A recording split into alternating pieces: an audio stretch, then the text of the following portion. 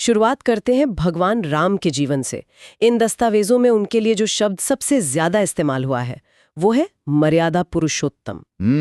मर्यादा पुरुषोत्तम। आखिर इस एक शब्द के भीतर ऐसा कौन सा मनोविज्ञान छिपा है जो आज भी प्रासंगिक है? देखिए, अगर हम मर्यादा शब्द की दार्शनिक गहराई में जाएं तो इसका सीधा सा अर्थ है सीमाएं या बाउंड्रीज। बाउंड्रीज, ठीक है। जो रिसर्च हमने देखी है वो स्थापित करती है कि राम का जीवन पूरी तरह से नियमों, संतुलन और एक बेहद कठोर आदर्श से बंधा हुआ है। मतलब वे केवल एक राजा नहीं है? बिल्कुल नहीं, वे एक पुत्र हैं, एक भाई हैं, एक पति हैं और एक शासक भी हैं, और इन सभी भूमिकाओं के अपने अपने बेहद सख्त नियम हैं। और सबसे बड़ी बात जो इन लेखों से निकल कर आती है वो ये है कि उन्होंने इन दायित्वों को पूरी निष्ठा से निभाया। हाँ, परिस्थितियां चाहे कितनी भी कठिन क्यों ना रही हों, उन्होंने कभी अपना धर्म या अपनी सीमाएं नहीं लांघी। कोई शॉर्टकट नहीं लिया है ना? बिल्कुल कोई शॉर्टकट नहीं।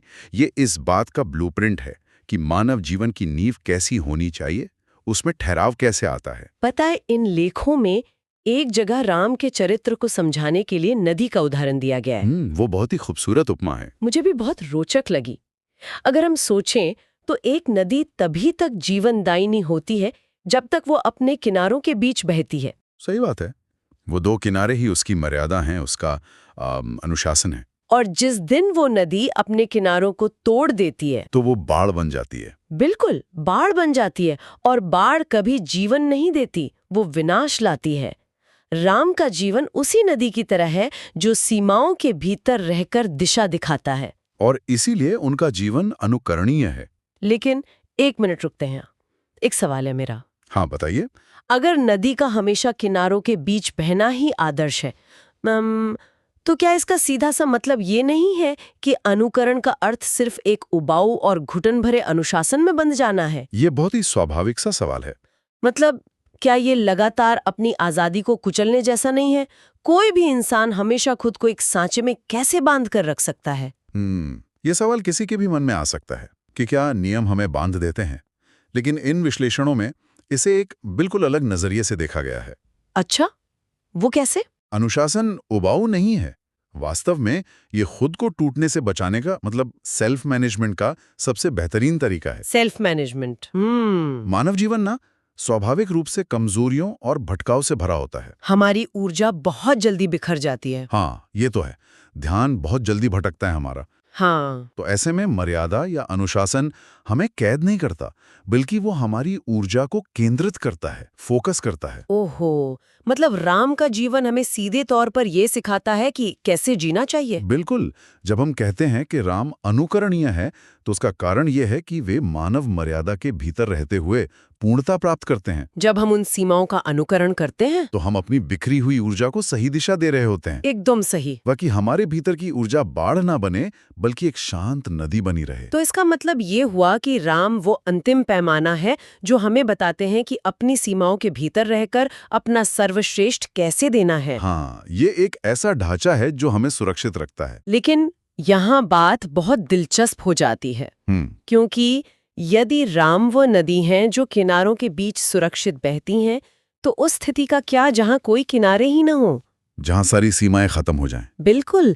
यहीं से हमारे इन दस्तावेजों का रुख भगवान कृष्ण की ओर मुड़ता है। और यहाँ बार बार एक ही बात पर जोर दिया गया है कि कृष्ण का व्यक्तित्व सीमित नहीं है। हाँ, वो पूरी तरह से असीमित है। उनका कोई दायरा नहीं है। और यहाँ सबसे रोचक बात यह है कि इन लेखों में असीमितता को समझाने के लिए प्रतीकों का बड़ा सुंदर इस्तेमाल किया गया है। जैसे कि उनका जन्म। बिल्कुल, उनके जन्म की तिथि देखिए।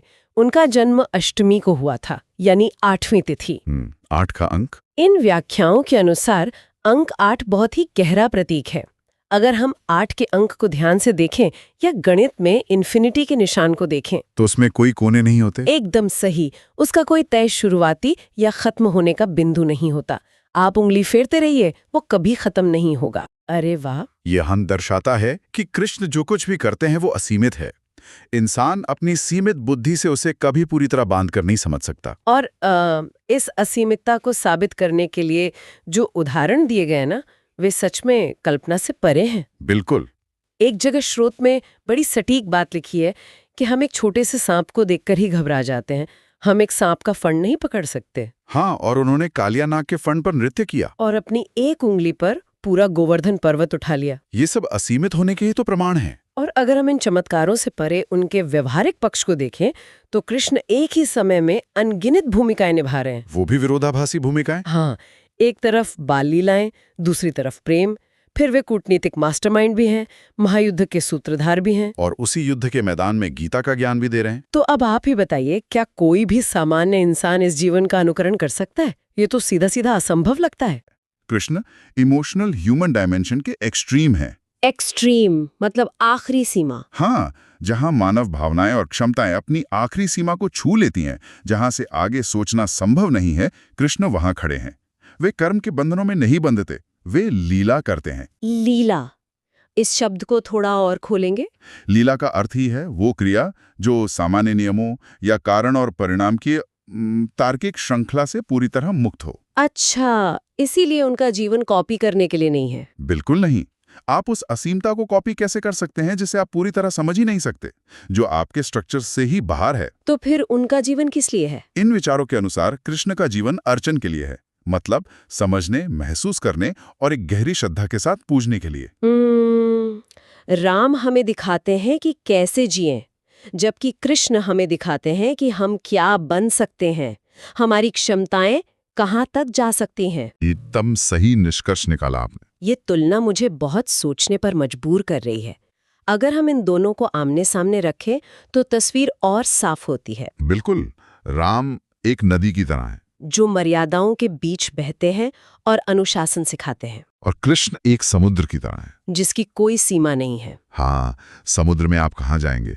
राम धर्म स्थापित करने आए हैं, कृष्ण सामर्थ्य दिखाने आए हैं। राम डिसिप्लिन सिखाते हैं और कृष्ण डायमेंशन दिखाते हैं। लेकिन यहाँ एक बहुत बड़ा पेंच है मेरे दिमाग में। बताइए, क्या पेंच है? स्रोत में भी ये शंका उठाई गई है। अगर हम कृष्ण का अनुकरण नहीं कर सकते तो क्या एक आम इंसान के लिए उनका तरीका गलत है? गलत? कैसे? मतलब अगर मैं ऑफिस में अपने बॉस से कहूं कि मैं कृष्ण की तरह सारी सीमाएं तोड़कर प्रोजेक्ट मैनेज कर रही हूं, तो मुझे तो तुरंत निकाल दिया जाएगा। हाँ, ये तो है। तो क्या कृष्ण का रास्ता गलत है? ये एक बहुत ही जायज शंका है। लोग अक्सर इसमें भ्रमित हो जाते हैं, लेकिन स्रोत इस गलतफहमी को बहुत बारीकी से सुलझाते हैं। कैसे?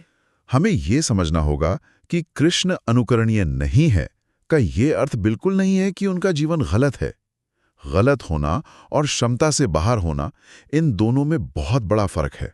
अच्छा, क्षमता से बाहर होना। इसे ऐसे समझते हैं, मान लीजिए आप एक छोटी सी लकड़ी की नाव लेकर प्रशांत महासागर में उतरते हैं। ठीक है। महासागर की लहरें गलत नहीं है, लेकिन आपकी नाव का स्ट्रक्चर ऐसा नहीं है कि वो उन तूफानी लहरों को झेल सके। ओहो, मतलब हम मनुष्य उस छोटी नाव की तरह हैं। बिल्कुल, जो एक तय ढांचे, एक नदी की शांत धारा और मर्यादा के भीतर सबसे अच्छा काम करते हैं। अगर हम बिना सामर्थ्य के कृष्ण की असीमता में उतरेंगे तो हम डूब जाएंगे। एकदम सही। राम कहते हैं सीमा में रहो, ये हमारा सुरक्षित दायरा है, जबकि कृष्ण कहते हैं सीमा को समझो और जब जरूरत पड़े तो उससे परे भी जाओ। लेकिन पार जाने के लिए पहले सीमा को समझना होगा। हाँ, उसका सम्मान करना होगा जो राम सिखाते हैं। तो इन सब का आखिर क्या अर्थ है? मतलब? मेरा मतलब है, ये सब दार्शनिक बातें, नदी, समंदर, ये सब सुनने में बहुत अच्छा लगता है, लेकिन जो इंसान आज सुबह ट्रैफिक में फंसकर ऑफिस पहुंचाए, उसके लिए इसका क्या काम? प्रैक्टिकल एप्लीकेशन की बात कर रही हैं आप। हाँ, मुझे इन लेखों में जो सबसे काम की चीज लगी वो एक पंक्ति है, अपने को हद में रखना हो तो राम से सीखो, दूसरे को हद में रखना हो तो कृष्ण से। क्या बात है, ये बहुत ही गहरी लाइन है ना? ये बहुत ही व्यावहारिक मंत्र लगता है। सच कहूं तो ये मंत्र आज के समय में शायद सबसे ज्यादा प्रासंगिक है। खुद को संभालना मतलब सेल्फ कंट्रोल, वो पूरी तरह से राम के सिद्धांत पर होना चाहिए। मतलब हमारी अपनी व्यक्तिगत आदतें, सुबह उठने का रूटीन। हाँ, हमारे अपने काम करने का तरीका, वहाँ हमें खुद के प्रति कठोर होना पड़ता है। नदी की तरह किनारों में बहना होता है, वहाँ हमें सिर्फ अनुकरण करना है। लेकिन जब हम घर से बाहर निकलते हैं, बाहरी दुनिया को समझने और मैनेज करने की बात आती है, तो वहाँ हमारे सीधे साधे नियम काम नहीं आते। ये बात बिल्कुल सटीक बैठती है। दुनिया वैसी नहीं चलती जैसे हम चाहते हैं। ऑफिस की राजनीति है, परिस्थितियां हैं, और इन्फॉर्मेशन ओवरलोड का दौर है। हर तरफ से सूचनाएं और चुनौतियां आ रही हैं। ऐसे में अगर हम बाहरी दुनिया से निपटने के लिए सिर्फ एक सीधा और सख्त नियम लेकर चलेंगे तो शायद हम टूट जाएंगे। या लोग हमारा फायदा उठा लेंगे। बिल्कुल, वहां हमें वास्तव में कृष्ण के दर्शन की जरूरत पड़ती है। हमें मल्टी डायमेंशनल होना पड़ता है। परिस्थितियों को महसूस करना होता है, समग्रता में समझना होता है और एक अर्चन के भाव से देखना होता है, बिना विचलित हुए। हाँ, ये ज्ञान सिर्फ पुरानी किताबों तक सीमित नहीं है, ये सर्वाइवल की चाबी है। अगर हम सिर्फ राम के आदर्श अपनाएंगे और कृष्ण का लचीलापन छोड़ देंगे तो दुनिया के छल कपट का सामना नहीं कर पाएंगे। और इसका उल्टा भी खतरनाक है। अगर हम खुद पर राम का अनुशासन लागू किए बिना सीधे कृष्ण की तरह कूटनीति करने लगेंगे तो हम खुद को ही वैचारिक रूप से नष्ट कर लेंगे। कोई नैतिक संतुलन नहीं बचेगा। इसीलिए नियम अलग अलग होने चाहिए, खुद के लिए अलग, दुनिया के लिए अलग। इन दोनों आयामों को एक साथ देखने पर तस्वीर बहुत साफ हो जाती है। राम मर्यादा और अनुकरण का प्रतीक हैं, जो सिखाते हैं कि नदी को किनारों में कैसे बहना है, और कृष्ण असीमता और अर्चन का प्रतीक है, जो दिखाते हैं कि बाहरी दुनिया कितनी विशाल है। और हमें ये बात गांठ बांध लेनी चाहिए कि जीवन में एक ही फॉर्मूला हर जगह काम नहीं आता। हम अक्सर इसीलिए तनाव में रहते हैं क्योंकि हम दुनिया को अपने नियमों से चलाना चाहते हैं, जबकि होना इसका ठीक उल्टा चाहिए। दुनिया को आजाद छोड़कर उसे कृष्ण की तरह समझें और खुद को राम की तरह अनुशासित रखें। तो वो जो हमने शुरुआत में मैनुअल वाली बात की थी वो सुलझ गई। हमारे भीतर को उस मैनुअल की सख्त जरूरत है, ताकि जब हम बाहर निकलें तो उस बिना मैनुअल वाली असीमित ऊर्जा का सामना कर सकें। वैसे इस पूरी चर्चा से एक बहुत ही गहरा और थोड़ा असहज करने वाला सवाल उभर कर आता है। अच्छा, वो क्या है? आज का समाज हमसे उम्मीद करता है कि हम बाहरी तौर पर कृष्ण की तरह मल्टी डायमेंशनल और असीमित हों, लेकिन क्या हम इसलिए तनाव में रहते हैं क्योंकि हमने अपने भीतर राम की तरह अनुशासन की वो नदी नहीं बनाई है जो हमें सुरक्षित रख सके? ये तो बहुत ही गहरा सवाल है। क्या कृष्ण की तरह दुनिया को मैनेज करने से पहले राम की तरह खुद को मैनेज करना पहली शर्त है? सच में ये सोचने पर मजबूर कर देने वाला विचार है। हम सब बाहरी समंदर की लहरों पर सर्फिंग तो करना चाहते हैं, लेकिन अंदर के किनारे मजबूत नहीं किए। कहीं ऐसा ना हो कि बाहर समंदर से लड़ने की कोशिश में हम अंदर की बाढ़ में ही डूब जाएं। खैर, श्रोताओं को इसी विचार के साथ छोड़ते हुए हम आज की इस गहन चर्चा को यहीं विराम देते हैं। बिल्कुल। इन स्रोतों की गहराई में उतरने का हमारा ये सफर आज यहीं तक।